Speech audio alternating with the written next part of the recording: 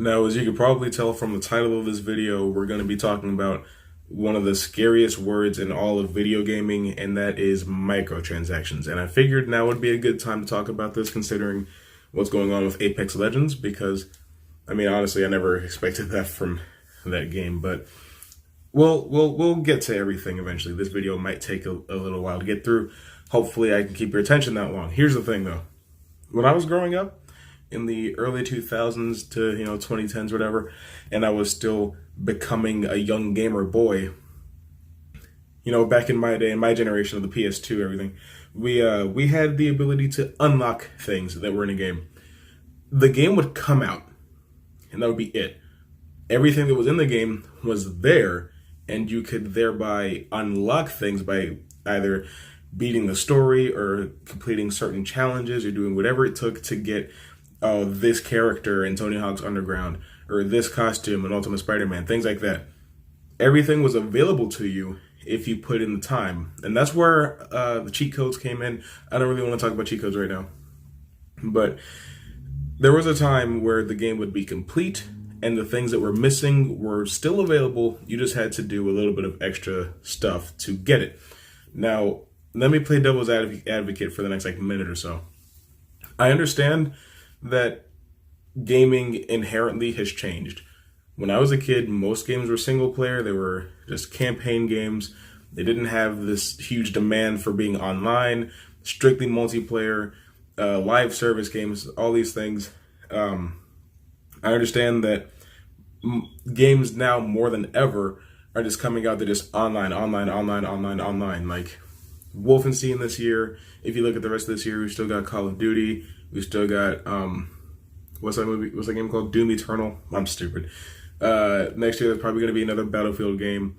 There's just plenty of games that are dropping all the time that are strictly supposed to be online. And the thing is, a game will launch once, and to continue to be able to support this game being online and still having new content, you need a staff that's still working on it.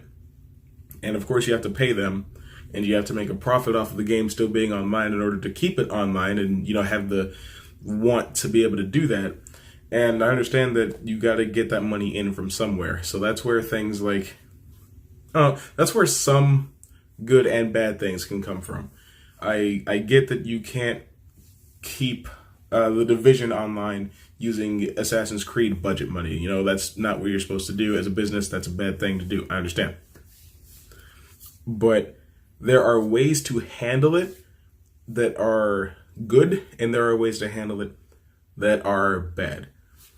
Like, there's plenty of games that are a bit of a mixed bag on it. Like, once upon a time, you had Overwatch, and now you got Rainbow Six Siege, you got Call of Duty, Battlefield, Apex Legends, and Fortnite. And these all handle things in very different ways. I know I'm about to say the F word, but Fortnite, I think they handle their microtransactions in probably the most ethical way, because you can buy a battle pass for the season, or that's this part of the season, that has all the new skins, all the new cosmetics, the new emotes, the new dances, all that stuff. It's there in the pass for a single price. Or if you don't want all of that stuff, you can buy V-Bucks and buy whatever particular item you want. Say you want the pencil pickaxe from the John Wick edition, but you don't want John Wick himself. You can just get that. And I think that's a very good and smart way to run your operation. That's why Fortnite was the most profitable game of 2018, because their microtransactions are just handled extraordinarily well. Now, I don't like the way that they obtain licenses for dances and stuff like that. I don't like anything else about the game. I will never compliment it ever again. I will never have anything else positive to say about Fortnite, so don't worry.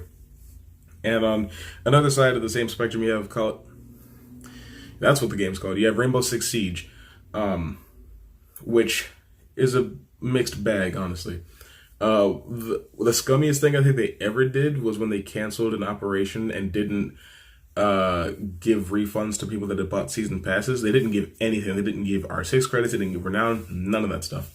Now, the thing about R6 credits is you have to buy R6 credits with real money, which obviously, but you use these R6 credits to get cosmetics. Like if you want an elite skin for a character that changes pretty much how they look, their VIP pose, or the MVP pose, I'm sorry, if you win the match or whatever, and you end up top of the leaderboard, changes their charm, their weapon skins, all that stuff. You just, you buy your R6 credits and then you buy that. But the thing is, you can never buy as many R6 credits as you need. You can buy too little, you can buy too many. And that's really frustrating. You can also use R6 credits to buy like limited edition things like, oh, this headset looks like it's on fire. You can buy that for 500 R6 credits.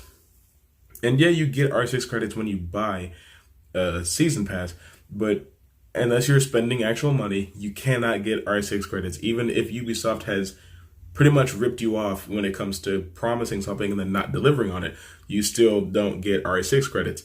And I honestly hate that system.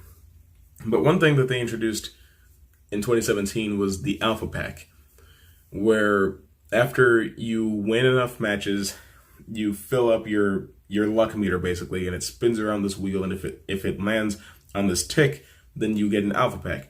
And that Alpha Pack can have anything from a headgear to a uniform to a weapon skin to a charm to anything like that. And I guess it's there to cut down on the feeling that you have to grind to get these things, because a lot of the things do cost a lot of renown. But the thing is, you hardly ever get anything that's worth anything. Like even if you do get a legendary tier item, it's probably just a school bus charm. You never get anything out of it that you actually want, but it's still better than having to, pay actual money for these things, and that's fine. It's great, whatever. Sometimes, though, you'll get a duplicate, and when I say sometimes, I mean all the time, because it only ever wants to kick out common or uncommon tier items. So when you get a duplicate, it says, oh, you got a duplicate, and then it kicks out an amount of renown that is proportionate to whatever tier the item was. And it's just like, well, I just spent like 3 or 4 hours of solid gameplay to get that Alpha Pack, and I got something that I already have, so I got 75 renown for it. That's very annoying. It's discouraging. It's disheartening. Nobody wants to continue to play after something like that happens. But sometimes they do these like anniversary type events. Like this year, they did the April Fool's thing, and they did the showdown thing. And with those come event-specific gear, like headgear, skins, stuff like that. And those are locked within very specific packs that are designed strictly to be modeled after this event that's going on right now. You get one for free, and you have to pay for the rest. And you cannot control what gear you want. Say you want the cowboy hat, the Twitch hat for the showdown event. You can't just get that. You have to buy showdown packs over and over and over again until you get that hat you want. And that is an example of the scummiest, most unethical thing to ever disgrace the good face of video games, and will always be a mark of terror: the loot box. Now, I don't mind getting a loot box after I level up or after I win enough matches or whatever, as long as there's some good quality stuff in there. It doesn't matter. Like I enjoy being given things as a reward for playing the game on a consistent basis, or even being good at the game on a consistent basis. That's not the problem. The problem is when things that change the balance of the game, like a really strong character or a really strong weapon or some really good armor or something like that, is locked off in such a way that you either have to grind for tens and tens of hours, or you have to pony up some actual money, give them some legitimate hard-earned money that you went and worked to get in order to obtain this item that fundamentally affects how the game operates. That is where Star Wars Battlefront 2 failed, and it's where Apex Legends is failing right now. Now, ordinarily, I would like to just blame EA for this sort of thing, but it seems like Respawn is at least partially at fault with this whole thing, because they are not changing their stance on what they've done. They are just doubling down on it. Now, I'm not a news channel. I'm not here to talk about the drama behind this. I'm just here to say that loot boxes are a very disgusting, insidious, and evil practice, and it's probably the worst way to operate a video game. And again, I get it. You need to recoup some money in order to keep your game active. But you don't have to do it like that. You do not have to twist your customer's arm to get them to give you more money on top of what they've already bought. Say they bought the game and they bought the season pass. That's already $100. Don't tell me that that's not helpful in the long run, because thousands of people, maybe even millions of people, are going to buy the season pass. And that right there is millions of dollars that you can use to continue to support your game. I know games are expensive to make. I understand that. But you do not have to be predatory about it. Like, say that you have a game that comes out about the Marvel characters, not Ultimate Alliance 3, not the Avengers Project, whatever, blah, blah.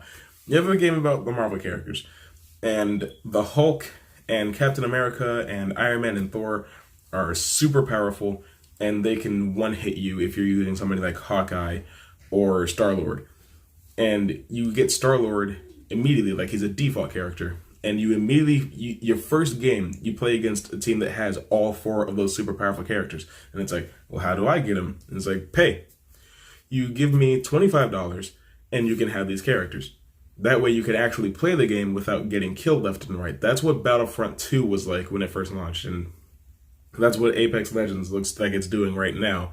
And it's very frustrating as a person like myself who enjoys a good video game every once in a while. But you know what? It just seems to be the way that things are. It's even Crash Team Racing has introduced microtransactions, and it's so disgusting. But that's not what we're talking about. The point is, I understand from a business standpoint that continuing to earn revenue off of a game post-launch is very important and it affects its longevity, but you do not have to be disgusting about it. You don't have to basically lie to your customers. You don't have to, scheme them out of extra money just to keep your game active. That will never be okay. And hopefully we can do something about it to snuff this out once and for all, because, if nobody makes EA or Activision or whoever do anything about it, nothing's going to get done. But that is it for today. Gamescom video games, and I'll see you soon.